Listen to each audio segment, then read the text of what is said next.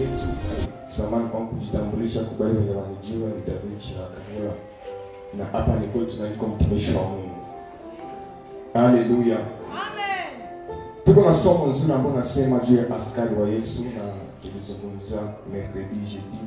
Na leo dimanche Mungu atatujalia neema kupunguzia, nitakuwa baraka sana. Amen. En présence de beaucoup de témoins, confiez-les à des hommes fidèles qui soient capables de l'enseigner aussi aux autres. Souffre avec moi comme un bon soldat de Jésus-Christ. 4. Amen. Tushangilie juu ya neno la Bwana. Asema uteseke pamoja nami kama askari mzuri wa Yesu Kristo. Haleluya. Na mercredi na jeudi tuliongea mambo mengi sana. Na tunaongea sana juu ya askari. Tukasema kwamba wakati Biblia inapana mfano wa kitu fulani haipana kiparaza. Kama inapana example study, banajua ni kwa nini banaipana. Na hapa Paulo iko nalinganisha Mkristo kama vile askari wa Yesu. Na hii tendo ndio katu ingiza katika mafundisho yetu ambayo nasema inabidi tu askari wazuri, tena askari wa Kristo. Haleluya. Amen. Ba Kristo sasa tulikuwa hapa dunia kwa kweli hatukia kucheza wala tukia mzaa, lakini tulikuwa katika vita. Kama unajua kama wewe ushafika mu abundance, mimi na kwa Mungu jitrompe, tulikuwa katika vita. Tanke tungali hapa dunia, tulikuwa katika vita. Haleluya. Na kama uko disturb kwa kweli shetani atachezea maisha yako. Na ndio tukasema kwamba wakati tunaokoka tunakuwa wa Kristo, tunakuwa wa askari katika ulimwengu wa roho. Tunakuwa majeshi ya mbingu. Bila tuliko kuelekea hapa dunia. Tunakuwa watu ambao tumeandaliwa kwa vita ili kumpinga shetani. Maana Biblia inasema kwamba vita vyetu si vya damu na nyama, lakini vita vyetu ni vita vya kiroho. Haleluya. Na tulikamata illusion kusema kwamba vita yetu ni vitu vya nyama. Kwa kweli pale unajitrompe, unaenda kinyume sana na plake yako. Lakini tunapoitwa waskari, tuko katika ulimwengu wa roho, hatuko katika ulimwengu wa mwili. Nikasema kama baskari biko na madevoir zabo na biko na façon yabo ya kuvivre, baskari betuona katika hali ya mwili, na vile vile katika ulimwengu wa roho waskari pia wanapaswa kuwa vile vile tu, hakuna tofauti. Maana Yesu anasema kwamba kama mwelewe mambo mnayoona kwa macho, eske itawezekana kwa kweli kuelewa vitu vya mbinguni? Asema itawezekana. Jina la Bwana libarikiwe sana. Amen. Na tulizungumza juu ya askari. Tukasema ya kwamba askari bwana mjuliaka ya kwanza ni kuabiema. Tukasema tenue de militaire. Ba militaire biko na specialite au mavazi yao. Kwa kumtambua tu a travers kisa na vala, unajua kwamba kwa kweli huyu ni askari. Na ile inamkalifia usociety. Na sasa iko natafuta soda, na kama iko pembeni yako abada beta ni bawili, lakini batajimpase na nguo kwanza ya navala. Na nikasema ile vazi saba na ivala iko tu kuba militaire. Wewe ungivala tanke civil utakuwa condamné au prison. Parce que hairuhusiwe. Haleluya. Amen. Haleluya. Amen. Na nikasema kwamba sasa unaona que les tenues qu'on se les dise devant Dieu, kila mtu anababaika. Parce que tenue alitaka boga. Hata kama ulikuwa kwa mstari, hauna kosa na mtu, hauna problem na utuanze, uko bien. Lakini sasa unaona tu tenue, soda na kambele yako. Kila mtu anaingia na mashaka na boga. Kila mtu anaperde equilibre mbele ya soda. Tutele habillement yake anavaa. Haleluya. Na nikasema katika ulimwengu wa roho usiku, kama tuko maskani, ulimwengu wa giza pia inapaswa kuogopa uwepo wetu katika ufalme wao. Donc hakuna pepo itaweza kukusikiliza n'importe comment, parce que unamvaa Kristo kwa maisha yako. Na wakati unamvaa Kristo tout est possible, na hakuna pepo itaresiste kwa presence yako. Haiwezekani kuchangia ibada na mapepo, haiwezekani. Haiwezekani kuishi na mapepo, haiwezekani. Maana palipo Bwana shetani hana nafasi. Bwana Yesu asifiwe sana. Jina la Bwana libarikiwe sana. Palipo Bwana shetani hana nafasi. Shetani hazichezea tena jamaa yako n'importe comment. Shetani hazichezea tena uchumi wako n'importe comment. Kwa sababu una Kristo ndani ya maisha yako. Na wakati Yesu anadumu ndani ya maisha yako, kwa kweli utaishi ndani ya baraka za Bwana. Wala shetani hata jipenyeza. Amen. Amen. Amen.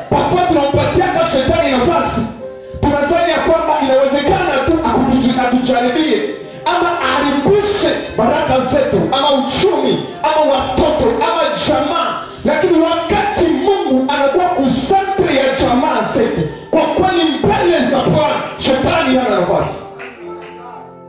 Haleluya. Maana sisi ni maaskari. Pempote kwa tutakuwa, lakini kama tuko na Kristo ndani ya maisha yetu tuvape. Amen. Amen. Soda mzuri iko na uwezo na iko na nguvu ya kusipote njala, kusipote baridi, kusipote kila kitu kibaya kinaweza kumkuta katika safari. Amen. Kama hauna uwezo ya kusipote, utaabandone poste. Na sasa unaabandone poste, adui wanapata nafasi ya kuharibisha taifa. Hata katika maisha ya wokovu, watu wengi sana walikuwa wa askari, lakini wakaabandone poste zao. Na sasa waliabandone maposte, shetani akapata mlango ya kuharibisha jamaa. Unajua ya kwamba hata njaa kupite, nilisema katika wiki ya kwamba hata njaa ifike, hata ukiwa, hata kriza ifike, chômage umepitia ndani, isikuwe yako sababu ya kumwacha Bwana. Isikuwe sababu ya kujitenga mbali na Mungu. Wakati unajitenga na Mungu, ni shetani anajipenyeza kwa siri na kuharibisha jamaa yote mzima. Na nikashuka pale chini nikasema ya kwamba soda bakwake na greve ziko tukushiba, batu ba civil betotumika kwa kazi fulani, lakini batu ba agent de l'etat abakwake na greve. Kazi zako babalipe upa, haizi greve juu ya kazi, haizi greve juu ya mshahara, haizi greve juu ya kumulipa mwisho ya mwezi. Basoda mingi biko na miezi na miezi apalipiwe, lakini hapana doa ya kugreve, na angigreve ni infraction kapana juu ya kichwa chake. Na kasema kama vile wa Kristo wa askari wa Yesu, na si hatuna doa ya kugreve juu ya Mungu juu hakutubariki ama juu ya jubia mahitaji. Na nikasema mzuri ya kwamba hatukuokoka juu ya pesa, hatukumpenda Mungu juu ya baraka zako, kwa hatupendi Mungu juu alitubariki. Hatutakuja kuipanda tu tulishiba, hatutatumikia Mungu tu kwa abon sante, lakini maandiko nasema ya kwamba kwa wakati unaofaa na wakati usiofaa inabidi kufanya nini? Kumtumikia Mungu. Atulipe upa, tutashikamana na. Amen, amen. Haleluya. Amen. Mambo magumu ifike ama namna gani, tutashikamana na Mungu. Tunakuokoka juu ya pesa ama magari ama manyumba, lakini tuliokoka juu tunampenda kwanza Mungu. Amen. Wengine vyote vitakia nyuma kwa dunia. Asitafuteni kwanza nini? Kisha na mengine yote. Priorite kwanza ni Mungu. Priorite haiko manyumba, priorite haiko magari. Na nikasema hatuwezi greve mkazi ya Mungu. Kwa nini? Atolika mazi kuomba kupata majibu. Usiseme sitataka tena juu Mungu wako atendake. Hata leo uliomba ukashindwa, bakatabiria katika hii wiki upata mchezo wa Bwana, lakini wiki inapita na hakuna hata kichezo. Nikasema hauna dua ya kusema sitakuwa tena juu Mungu wako atendake. Tumuko sota na hauna dua ya greve. Atezi greve ya Mungu. Aseme Mungu anilipa. Kwani mimi niko nalipitia, maandiko nasema ya kwamba aseme matatizo na shida zinawapata sana bale benye haki, lakini Bwana anamponya na. Amen. Amen. Donc hakuna raison pour faire nasema, hakuna raison kusema tuache Mungu. Hakuna raison. Kupreliki balisema kwamba unipatie sababu mwete situma nifanye nini? Niache Mungu. Kwa kweli hatuna sababu. Atatubariki, atatusibariki, atupatie, atuine, tupate, tukose, tutashikamana na Mungu. Amen. Hallelujah. Amen. Soda hizi greve, jamais kugreve. Si kuna mtu na greve mkazi ya Mungu, tia point d'interrogation, il n'est pas digne. Nikasema Petro, Yesu naye kukutana na ile challenge mu maisha yake. Siku moja watu wakakuya, akafanya miujiza, watu wakakula mikate, wakashiba wote, wakajisikia wote kwa kweli alezi na wakahubiri Injili. Lakini siku nyingine wakufuata Yesu. Yesu akasema leo hakuna mikate, lakini leo mtakula damu na mwili yangu. Asema watu wakasema ona mfase. Watu papo yote kakimbia kwa sababu hakukua mikate. Yesu akasema hawakunifuata juu ya miujiza wala tu wanampenda Mungu, lakini walinifuata juu ya mikate. Haleluya. Asema kama kwa mitume sasa, kwa nini nyinyi unabaki hapa? Kwa mitume wakamjibu kwamba Bwana, twende wapi tena isipokuwa kwako? Amen, amen. Tusifuate Yesu juu ya mikate. Amen. Amen. Kasema juu ya obeisance. Obeisance juu ya Mungu. Kasema kwamba kuna watu wengi sana wape abeshimi yake Mungu tena. Parce aba obéir kuma ordre za Mungu anapana. Kasema soda abampatia proposition. Mais inapata ni ordre ndio banafuata au reglement zao. Na kama mkubwa anapana ordre ni droit tu airespecte. Kwa sababu mkubwa alisema. Na tunasoma Mathayo 8 mstari wake wa 9 na Malachi pia 1:9. Maandiko nasema ya kwamba pale Malachi Mungu anaambia taifa la Israeli asema kwamba kama mimi ni Mungu wenu, je, heshima zangu ziko wapi? Na kama mimi ni baba yenu, heshima zangu ziko wapi? Kwa sababu alijikuta ya kwamba taifa haina tena heshima kwa Mungu. Mathayo 8:9 Biblia inasema Yesu akona mtu mmoja akakaa kumlilia kumwambia kwamba mfanyakazi wangu ameugua, lakini uende kumponyesha. Yesu akasema okay, sawa, nenda kwake. Lakini yule mtu akamwambia Yesu, hapana, utaenda fanya au stahili kufika kwangu, na mimi kuna watu nyuma yangu. Nilisema anaenda, mwingine akuye juu niko na authority. Haleluya. Ndio nikasema hivi ibada ya kwamba kwa kweli watu ndio wana tena heshima mkazi ya Mungu, kwa sababu kufanya kazi ya Mungu haiko tena sikomsi Mungu anakupa proposal kanjo tuketu mtumikie. Lakini nikasema Mungu anapeleka kuna mengi sana tunaweza kumpendeza Mungu, lakini mwisho tukakosa ufalme wa Mungu kwa sababu ya vitu tu vidogo vidogo. Haleluya. Amen. Haleluya. Nikasema programu zote za ibada haikuwa proposition, mimi ordre toka Mungu. Na sasa andeoro ile ordre toka Mungu umefanya zangu asifiwe sana. Unasema sana nilikuwa na jifunza sana juu hii point. Kwa kweli ilinibariki sana. Amen. Amen. Asema ya kwamba kila soda mambo walita anajitomea kazi ya kijeshi. Asema gouvernement kamataka en charge ya familia yake, pia na yeye pekee anamkamata en charge. Hata kuwa na besoin ya chakula, banapana ma chakula, faites attention. Basoda wanataka pokea. Haleluya. Haleluya. Surtout kuma fête za bonne année, fin d'année, zema fête basoda c'est normal banapokeaka. Na kama zingine mapenzi zingine wanapokea tu mwisho wa mwezi, chaque fin du mois banawapatia chakula juu wanajua hapa bwana ndiko mkazi. Amen. Amen. Ndio aussi batokao kwa masomo abezi lipa. Kuko école tu wanasema huyu mtoto wa militaire iko atapata soma tu pale gratuitement. Sasa bibi yake komi maende kwa maternité ni gratuitement. So médico, sasa mtu anagonjwa mnyumba ya soka, si seulement siko pa banambeba kwa hospitali, haiko yeye peke tu, même sa famille yote iko en charge ya gouvernement. Shangilia neno la Bwana. Alors qu'on se l'église.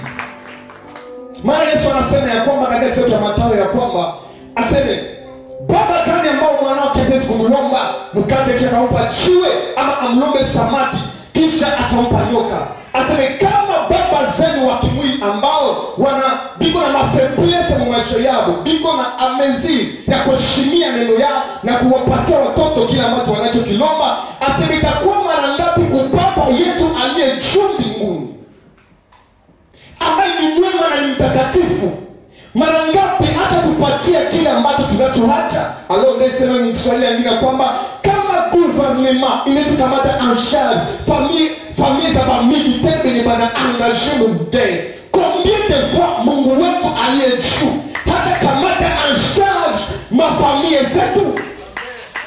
Nikasema kwamba hivi wakati unaokoka na kumpenda Mungu, unaitwa askari wa Kristo, uko Mkristo, umemkubali Yesu kuwa Bwana na Mwokozi wa maisha yako, Mungu anakamataka en charge maisha yako, anakamata en charge familia yako, hata watoto yako. Mungu njoo anakamataka en charge. Hakuna watezi gusa tena familia yako, na hakuna magonjwa sana kuya. Mungu ndio anakuweka en charge. Haleluya. Bwana Yesu asifiwe sana. Uliza ambao uko nayo tu Mungu protection juu ya jamaa yako. Amen. Eske tuko pamoja wewe? Kwamba Mungu ndiye anakamata en charge ya jamaa zetu. Mungu anakamata en charge ya familia zetu. Mungu anakamata en charge kazi zetu. Kila kitutagusa Mungu yuko en control kwa sababu sisi ni wa Kristo. Sisi ni maskari za Kristo. Amen. Nisemaka kwamba ni mfano kwamba sio ninakosa telefone mshop. Parfois ninaga tunaendea kwa kunasema kwamba mimi sina besoin ya vitu vingine, niko tuna besoin ya telefone. Lakini sio nafika bilele mshop ya telefone. Unasema nipatie Spark 5. Lakini wale watu wa shop walishangazana sana. Wakati unauza telefone sio walipatie Spark. Banapata na kama kato. Sio nenda kunyumba, sasa unafungua ile kato kwa kweli au utakuta telefone tu. Lakini pembeni unakuta bateri. Lakini pembeni unakuta charger. Lakini pembeni unakuta écouteur. Na kuko wengine banataka mwana SIM card. Alléluia. Donc watu wa dunia wanaelewa kwamba kwa besoin téléphone, charger il faut écouter. Tout le monde taishi unakuwa besoin ya charger.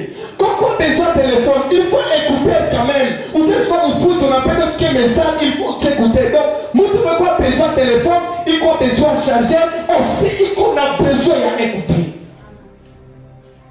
Na kumpokea Kristo sasa nani kama tule kato. Sasa tunataka mwokovu, tunampokea Yesu, tunampokea kadi Yesu tu. Lakini sasa Yesu anataka maisha yetu wakati yeye peke anataka na terizo tendo sana nipokea uko na mwili utagonjwa, anataka terizo sana nipokea uko na mwili unabaki chakula, analeta Bwana Yesu asifiwe sana. Tunajua utagonjwa kesho, anataka uponyaji. Utakuwa na pesa kitu fulani, anataka source ya baraka maisha yako, anastawi. Amen. Hakuna pesa ya kutetea atakufanyisia. Tu anakukamata anshari. Hata wakati unaokoka, shetani atakuwinda, analeta protection divine. Na haukulomba kwa sababu tu umpokee uko amezoa protection. Amen. Kwamba ameokoka iko na Kristo maisha yake. Mungu anakamata anshari ya jamaa yake. Anakamata anshazi ya batoto yako. Batenda kwa masomo, batarudia kwa amani na salama. Batavuka mabarabara na ulinzi wa Mungu juu ya maisha yao. Tu Mungu iko control ya kila kitu. Amen, amen. Kwa hauna besoin maombi ya mingi sana. Na uko tuna besoin ya Kristo kwa maisha yako. Bienvenue biote bitakea nini? Katika Bwana. Kazi ya Bwana ndio inalitaka bila biote. Kazi ya Bwana ndio inataka protection hata kazi zetu. Kazi ya Bwana inataka protection kwa jamaa zetu. Bwana Yesu asifiwe sana. Ya pili tuzungumze juu ya salaire. Parce que kila militaire fin du mois anapata salaire yake. Amen. Banatumika miezi na miezi lakini hawatapokea. Iko na 5 mois, 6 mois, 7 mois, 8 mois na hayagusa kusalaire. Oh, iko na famille. Nikasema kama watu wa dunia badeswa ba engra kulipa mtu salaire yake kwa milifu, lakini Mungu hakwake engra atakulipa. Amen. Mungu hakulake deni ya mtu. Siku moja tu wakajilamata Biblia akasema kwa Mungu atakuwa engra. Mungu yeye akashuka akamwambia wafre, mimi nasikia ninakuazika juu yenu. Akamwambia mlipoti, nani alinipa wa kwanza nipate kumrudishia. Kukakosekana hata mtu mmoja. Ndio maana nikasema ya kwamba kila tendo tunayofanya kwa Mungu kuna malipo. Haleluya. Amen. Kila tunachofanya kwa Mungu mimi nakulapia mbele za madhabahu. Mungu hata Mungu ziko juu ya maisha yako. Sasa muda wake tafika atakulipa. Na Biblia napenda nasema kwamba wana baraka za Bwana hasina machuto. Amen. Haleluya. Amen. Bwana Yesu asifiwe sana. Mimi nasema parfois Dieu ne donne pas des cadeaux. Alipata cadeau moja ni don de Saint-Esprit. Lakini kila kama Mungu analipata ni mshahara wa mtu. Haleluya. Bwana Yesu asifiwe sana. Tutumikie nini? Kama ni pale kuya mama. Kama ni kuimba, imba sana utakufa kesho. Kama ni kuhubiri, ubiri sana utakufa kesho. Kama ni muziki, kama ni protocol, fanyizia Mungu kazi. Kwa muda sio sana, atakulipa. Amen. Bwana Yesu asifiwe. Amen. Hakuna mtu matendeka mudulongo na Mungu ayamulipa. Mungu atakulipa. Tuone kwa bidii kama askari wa Kristo, na hapa mwisho Mungu atajulikana juu ya maisha yako. Hallelujah. Nipatie amena ya bien. Nipatie amena ya bien. Sasa dana kufa. Kwa kweli chama italia tunapoteza mtu wa maana, lakini salary yake ku gouvernement, carte bancaire yake itaendelea na fonctionner. Amen. Donc abapokelesha soldatu, mais abapokelesha aussi génération yote. Hallelujah. Amen. Amen. Hallelujah. Maandiko yanasema kwamba baraka zina saba na kulania. Aba kulania wewe peke tu en réalité. Mais baraka kizazi chote kitakuya. Ndio sababu kwa quatre generation iko moti juu ya akti ya baba yako alifanya. Na kama Mungu usi anabariki, note bien. Mungu akubariki yake wewe tu, lakini anakubariki kizazi chote. Kwa ukupe upa batoto yako batafuna baraka zako. Bwana Yesu asifiwe sana. Kumbuka katika kitabu cha Wafalme, Nabii Elisha anafika kwa mchana moja. Ule mchana anamwambia kwamba bwana wangu kwa mchana, lakini sasa ameshakufa na deni zinakukumba, watoto wanatenda mtumwa. Maandiko kwambia nabii akasema kwamba uko na nini kwako? Nabii alijua kwamba mama alianza na introduction ya akasema bwana wangu alikuwa mcha Mungu. Hallelujah. Profeta comprendre kwanza hata bwanake haiko ilikuwa ni répondre les besoins. Tuni sonde walikufa mshande bata, lakini ilifaa kwa watoto yake bafuni. Hallelujah. Baraka za Bwana kifo iko tu mwisho, lakini ni generation en generation. Hata nikwambia kitu kimoja, kuko watu wenye baba teseka kwa maisha yao. Kuko watoto wenye baba unaka souffrance kwa maisha yao. Hata tu banakuwa tafuta sana, au tu banakoka sana tu mbegu za baba yao, carte bancaire ya mbinguni, baba yeye anaritiri kwao. Hallelujah. Amen. Hata baba anapita, lakini carte bancaire yake ya mbinguni, baba anaritiri kwao. Kwa kukufa iko mwisho mbaraka za Bwana. Kila tunachokifanya hata tunakufa haiko mwisho. Mungu anatainua watoto wetu badaifu. Amen. Hallelujah. Amen. Pale tulisoma ni mwanzo. Maandiko yanasema taifa la Israeli bakaenda mtumwa. Miaka mingi ikapita, lakini neno lilikuwa tafuta pale nasema ase walipomulilia Mungu. Mungu akakumbuka agano aliyofanya na baba zao Ibrahim, Isaka na Yakobo. Yote ile alianza alifanyaka na baba zao. Mungu akashuka. Hallelujah. Amen. Hallelujah. Amen. Donc haikuja huruma ya watoto mechu. Baba alitumikia Mungu, watoto wanarizi matunda. Hatuzi rizi na tuna mikoshi na baraka pia tunaweza kuzirizi. Donc kama la nitafuata bizazi, osina baraka za Bwana zinafuata bizazi. Hallelujah. Hallelujah.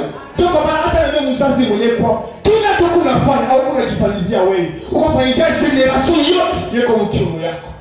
Ukafanyizia watoto yote unapenda mtumbo. Ile baraka za Bwana bakazivuna.